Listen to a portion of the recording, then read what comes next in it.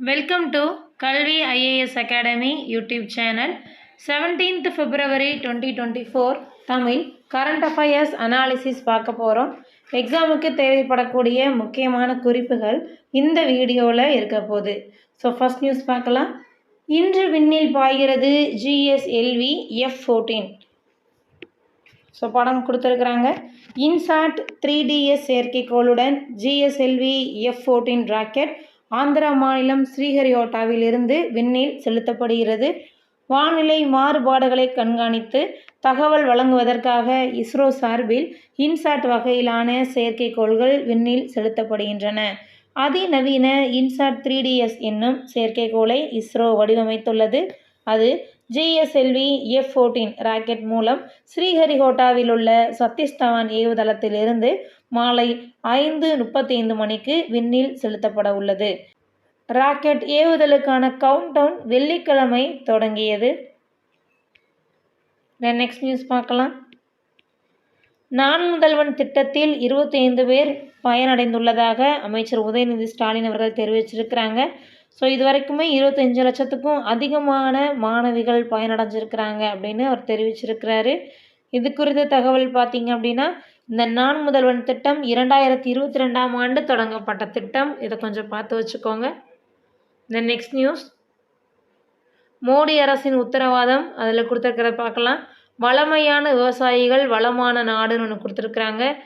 1389 சந்தைகளும் 1.8 கோடி விவசாயிகளும் இணைய தேசிய வேளாண் சந்தையுடன் ஈனாம் இணைக்கப்பட்டுள்ளனர்.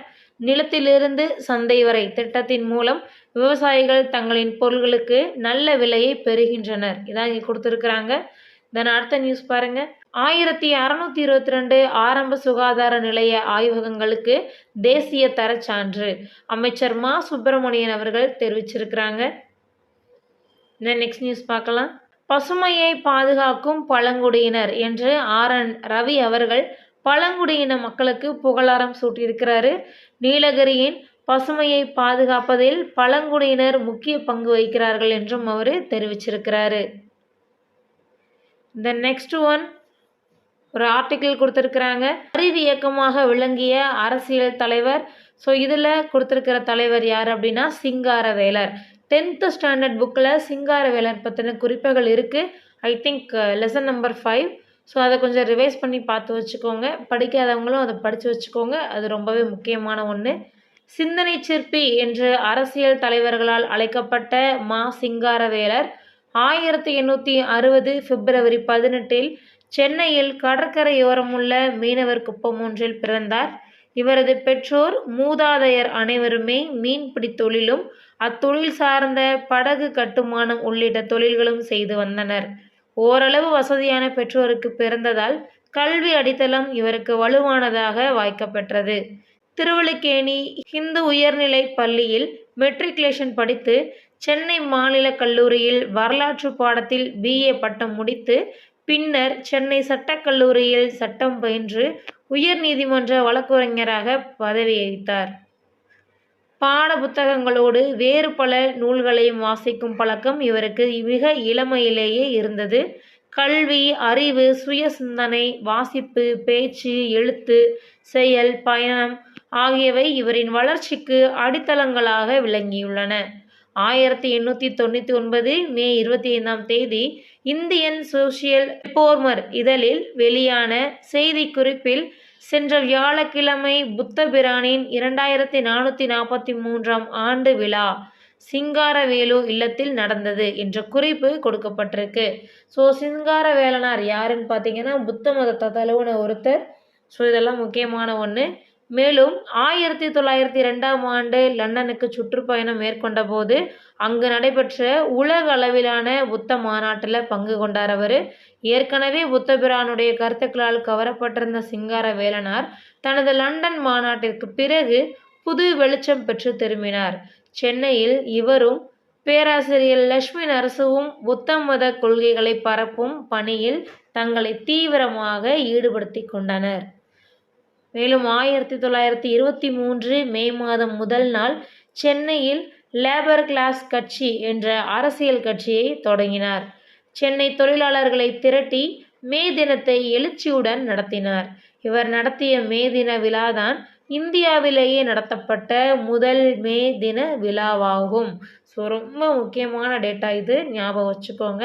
தென் அது மட்டும் இல்லை, 1935 அறிவியலுக்கென்றே புது உலகம் என்ற இதழை தொடங்கி தமிழ் மக்களிடையே அறிவியல் விழிப்புணர்வை ஏற்படுத்த பெரும் முயற்சி எடுத்தார். அரசியலையும் அறிவியலையும் தனது 2 கண்களாக பாவித்தார் சிங்காரவேலனார்.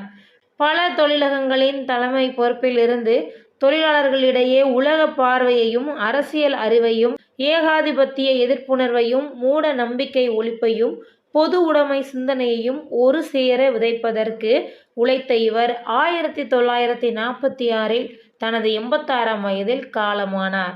தேசியத்தில் தொடங்கி விடுதலை போராட்டத்தில் தொடர்ந்து சுயமரியாதை இயக்கத்துடன் பயணித்து தொழிலாளர் இயக்கங்களை கட்டியமைத்து பொது உடைமை கொள்கையில் சங்கமித்த சிந்தனை சிற்பி மா. சிங்காரவேலனார்.